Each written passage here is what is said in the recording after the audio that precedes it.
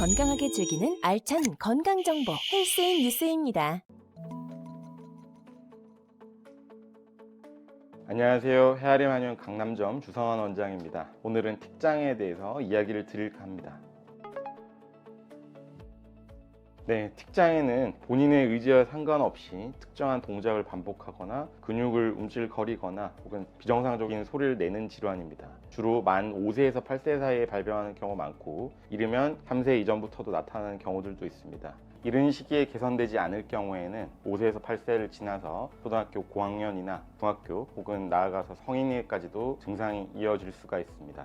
그리고 특징적으로 주로 여자아이들보다는 남자아이들에게 더 많이 나타나는 특징을 보입니다. 틱장의 종류에는 크게 근육틱과 음성틱으로 나눌 수 있습니다. 근육틱은 통제가 되지 않는 운동이 일어나기 때문에 운동틱이라고도 불리는데요. 주로 눈을 깜빡거리거나 코를 찡긋거리거나 얼굴을 찡그리는 등의 증상이 제일 많이 나타납니다. 몸으로 내려올 경우에는 어깨를 움찔거리거나 목을 튕기거나 가슴이나 배에 힘을 줬다가 빼기 등 전신적인 증상으로 신체적인 반응이 나타나는 경우가 많습니다. 두 번째로 음성틱의 경우에는 소리로 나타나는 틱장애를 말합니다. 주로 이렇게 소리를 내거나 혹은 딸꾹질과 같은 특정한 소리를 반복하는 경우도 있고요. 또 특이하게는 이제 동물 소리, 고양이나 새 소리를 내는 경우들도 있습니다. 그리고 뭐라고 설명할 수 없는 비정상적인 소리를 내는 경우도 있고요. 심한 경우에는 남의 말을 중언부언하면서 따라가거나 욕설이나 음담패설 등을 반복적으로 이야기하는 경우들도 있습니다.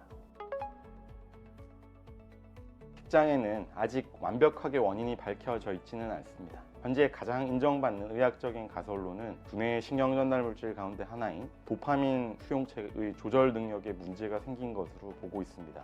그래서 주로 병원에서 도파민을 차단하는 약을 쓰게 되면 틱장애가 줄어들고 반대로 도파민을 증가시키는 약을 쓰면 틱장애가 늘어나는 경우들이 많습니다. 그래서 병원에서는 도파민 조절하는 약을 1차 선택으로 투약을 하게 됩니다.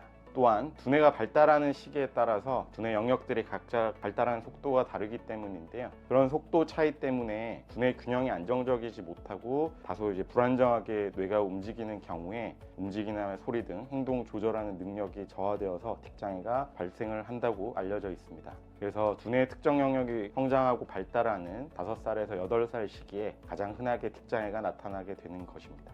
마지막으로 세 번째로는 심리적인 문제들도 이 틱장애 영향을 상당히 크게 줄 수가 있습니다. 부모하고 유대나 애착관계 같은 데서 문제가 생기거나 혹은 선생님과의 관계 문제 또는 유치원이나 초등학교 저학년의 친구들과의 문제 이런 것들이 영향을 주고 또 최근에는 이른 시기부터 공부를 하는 것 때문에 학업 스트레스 때문에 심리적인 불안정이 동반되어 틱장애가 더 악화되는 경향을 보이는 경우들이 많습니다.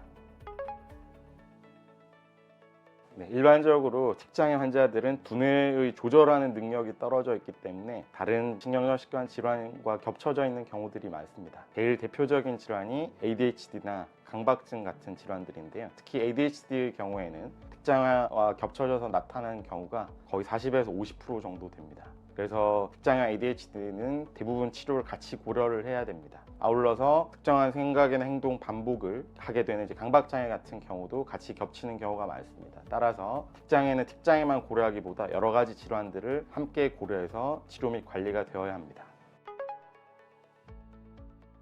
현대 병명이다 보니 한의학에서 틱장애 자체를 몰랐다고 생각하시는 분들이 많은데요. 오랫동안 틱장애에 대해서는 증상상으로 관찰이 많이 되어 왔습니다. 신체적인 반응이 크게 나타나거나 음성이 불편하게 나타나는 증상들에 대한 기록들이 많고 그것들을 현대적으로 재해석해서 연구하고 치료에 적용을 하고 있는 것입니다.